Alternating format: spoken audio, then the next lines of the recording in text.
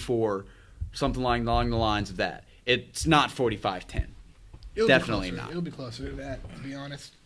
Steelers are taking one spot, and then I don't want it to be the Jets, but the Jets have a chance to take it. It could be the Chiefs. It could be the Bills. It's going to come down to one of those three, whoever's taking this last spot. But I really don't want it to be the Chiefs. I'll put it that way. I do. That's the last team I want to see in there is the Chiefs. Actually, the last team I want to see is the Jets. But the Chiefs, I just think they're overrated too. So I don't know. It's tough. I think whoever wins that last playoff spot for the AFC is in there by luck. They don't deserve to be in the playoffs, even if it's the Bills. I don't believe the Bills deserve to be in there. I don't believe the Chiefs deserve to be there. I don't just think the Jets deserve to be in there either. Whoever gets it, they're going to get it by default. It will be, what it is when all is said and done. So I don't know, but the Chiefs, like I said, I'm just not sold. I can't be sold on them. Agreed. I think with 3 of the final 4 games at home, I think they have a good chance. I can believe in them. Are we missing any games, Jen? Yes, we got 2 games. We're missing 2 games. We're missing the big blowout with the Seahawks and Vikings. No, we did not talk about it. Seahawks at Vikings. Look, 38-7. Simple as this.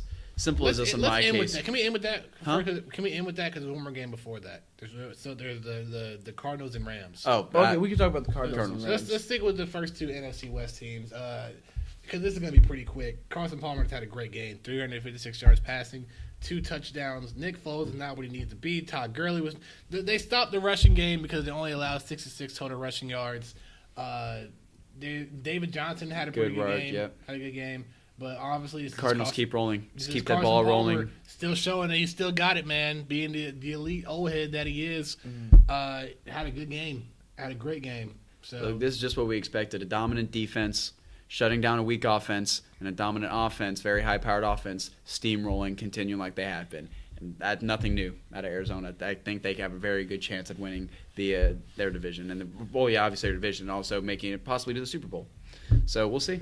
Yeah. All right. So then, last blowout game, 38-7 Seahawks, and I say Russell Wilson looks like he's. Yeah, Russell Wilson had a great game, and the Seattle defense did something really great because for some reason Adrian Peterson only had 18 rushing yards off of 8 carries. I think half of that's because the Vikings didn't give him the ball because I remember him talking about how he wanted the ball more because he felt like he could help the team win. But look, they stopped Adrian Peterson. You stop Adrian Peterson in this offense, you don't have much else to worry about. Yeah. You really don't. And that's the problem with Minnesota. They're a one-threat team. You stop that threat, they have didn't nothing even score. else. Their touchdown was from Cordell Patterson's 101-yard kickoff return in the third quarter. Yeah. So pretty much a 38-0 blowout. Yeah, 31 rushing yards and 118 passing yards and an interception on Teddy Bridgewater. You stop Adrian Peterson, you stop the Vikings. I just think the Seahawks are getting hot at the right time, and the Vikings were just a victim of it. Yeah. The Vikings are still a good team, I think. It's just that they just got... The Vikings, to me, are not a good team. And it frustrates me because I had them as my dark horse, but it frustrates me because they don't use all their weapons. They only use one. Now that's a big weapon they're using. Yeah, it's a pretty powerful weapon. It's that, but the Vikings are in a line of fire because they got to play the Cardinals next week. Yeah. Good Lord. Yeah, so it's going to be rough for them. I still think they're going to make the playoffs, the wild card spot. Oh yeah, look at the wild card spot. So they could still possibly win the division. This one guy that we're missing in this game, and for Seattle, Thomas Rawls, their running back. He has been stepping up major for them these past couple games in place of Marshawn Lynch, getting big numbers out of him, getting touchdowns out of him, and now Russell Wilson is playing back to what we've used to seeing him before. This offense is starting to look good. They're starting playing together. They're starting to look unified as a team, and their defense, they just shut down Adrian Peterson, who last week had a day against the supposed number 1 rush defense of Atlanta. So the Seahawks are in the right place at the right time. Yeah, they're beating the right teams. They're playing well at the right time. They finished it with Ravens, Browns, Rams, and Cardinals. They can win 3 straight and then test their strengths against Arizona to see how good they really are. And if they can compete with Arizona, they're legit. In the playoffs. We might. I think by that time, if they win their next 3 straight, we might see the Legion of Boom back. I'm not calling. I'm right now just Seattle's defense. That's all it is right now. Right now, they're just Seattle. Well, I don't know. defense. After this game, we're right now. After this game, we could start to see, just in the distance, the Legion of Boom starting to reappear because they just shut down Adrian Peterson. Nope, they are still Seattle defense. To me, it's going to be about that offense. I want to see what Seattle's offense can do when they're facing a stronger defenses. I want to see exactly how it goes without Marshawn Lynch, because there's going to be a team that's going to be able to shut down that run game without Marshawn Lynch back there. And when that happens, I want to see what Russell Wilson's made of. I want to see more of what he can do with the little bit of weapons that he has, because I'm not sold on Doug Baldwin. I will never be sold on Doug Baldwin. He could talk all he wants to talk. You could talk all you want to talk, Doug Baldwin, but it ain't coming through these ears. It's deaf right here. You might make my fantasy roster though.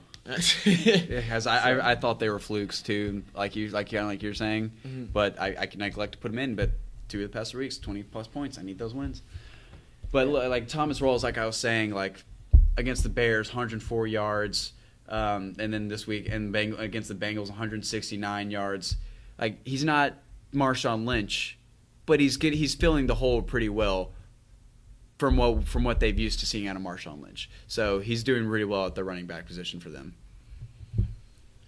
All right, well, that will have it for me, Cordell Moodie, alongside Holden Galatas and Danny Waugh. And this is the game plan. Tune in to us next week. You can also follow us on Twitter, on Facebook, on Instagram. Game Plan 15. Look us up. We'll see you next time. Peace out. This is the game plan.